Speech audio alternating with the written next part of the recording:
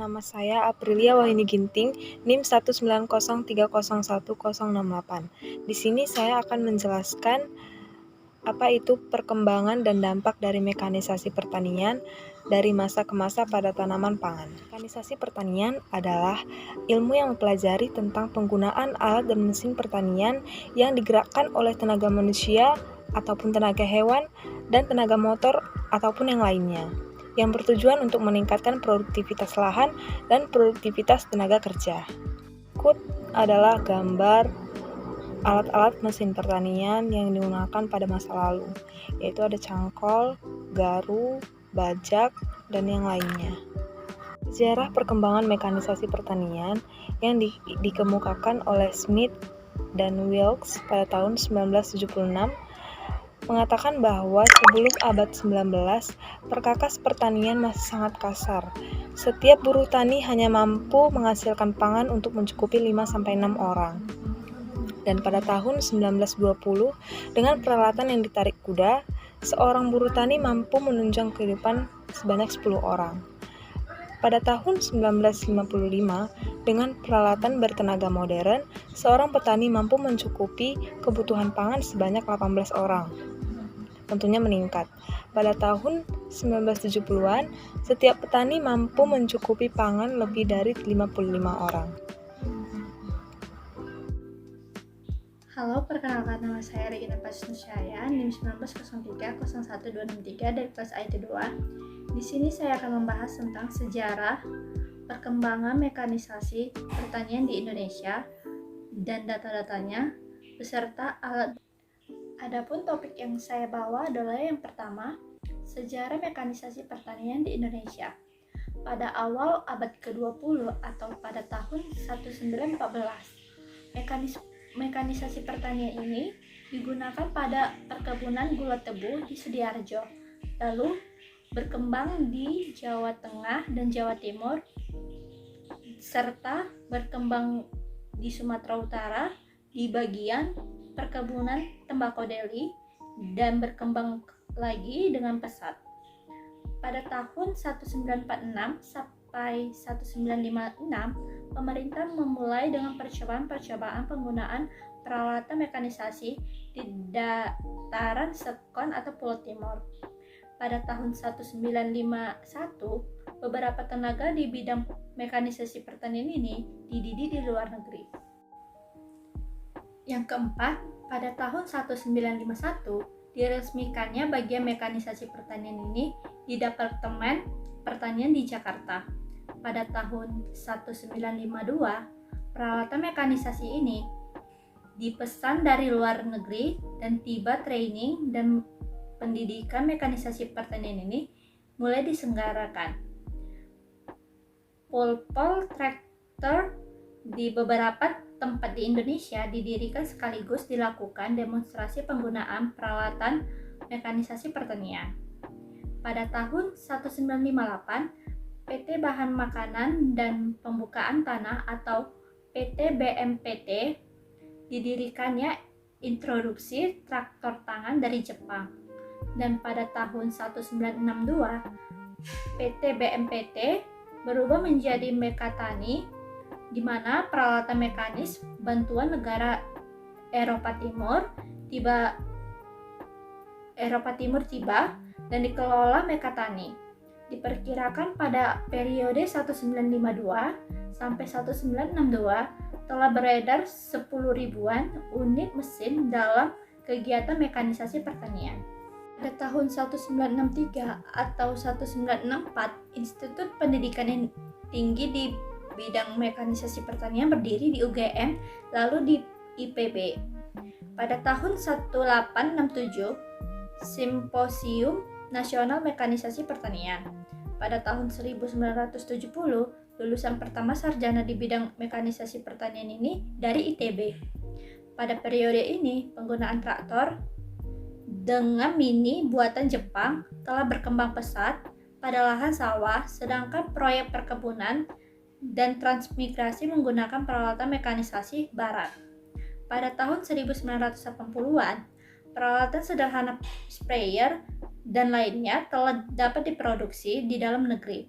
Pada periode ini juga, penggunaan traktor besar untuk penggunaan dan penyiapan lahan. Perkebunan telah banyak digunakan, termasuk alat pemberantas hama dan penyakit, transportasi, dan mesin tanam tebu. Pada tahun 1985, Departemen Pertanian bekerja sama dengan JISA mendirikan proyek nasional di Tangerang Selatan. Pada tahun 2001, didirikan Direktorat Alat Mesin Pertanian. Pada tahun 2005, dihasilkan peta arahan seleksi tingkat teknologi mekanisasi pertanian bagi pelaku agribisnis. Pada tahun 2010, BPMA ditunjuk sebagai lembaga sertifikat produk alat mesin pertanian.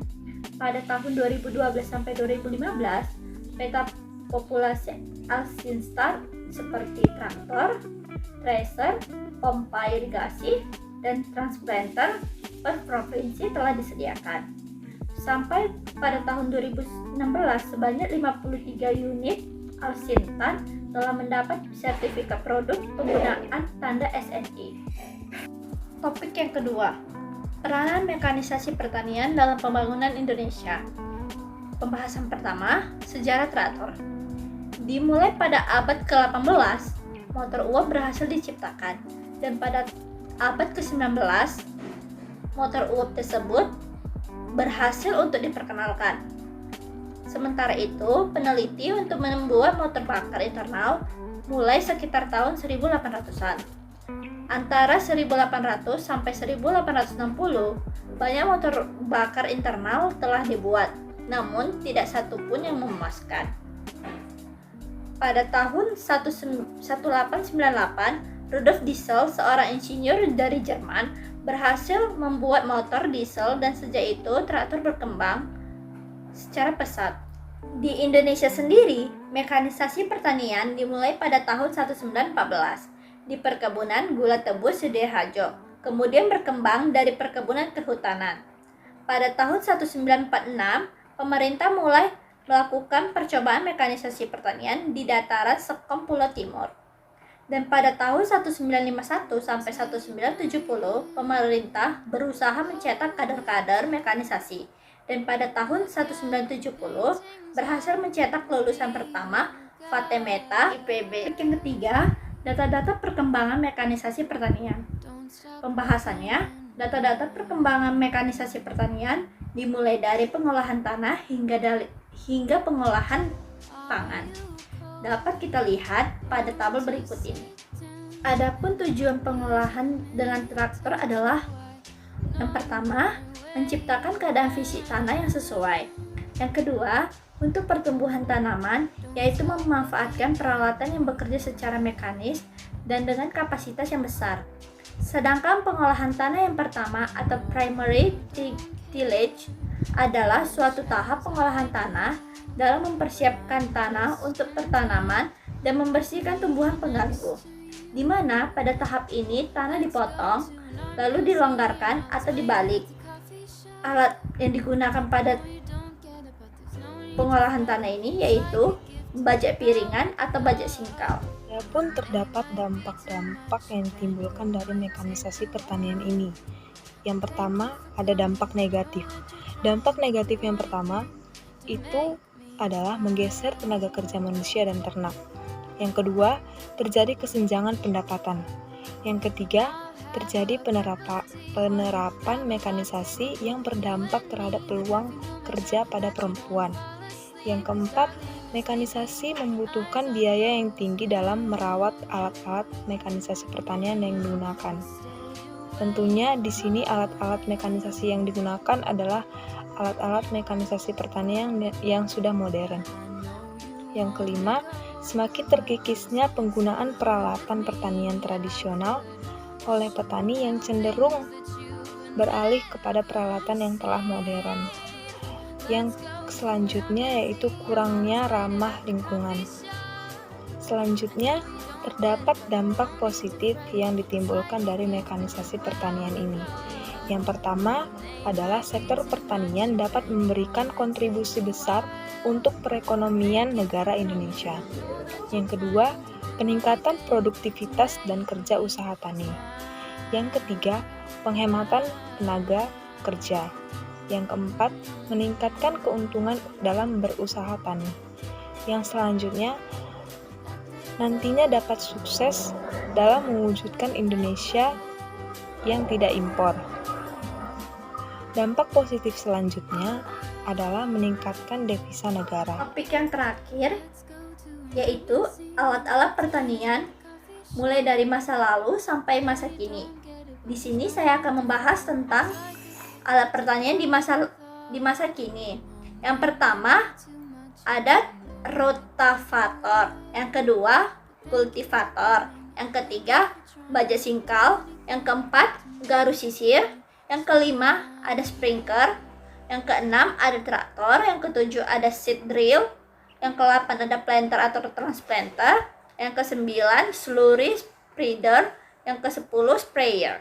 Demikian penjelasan tentang perkembangan mekanisasi pertanian mulai dari masa ke masa. Sekian dan terima kasih.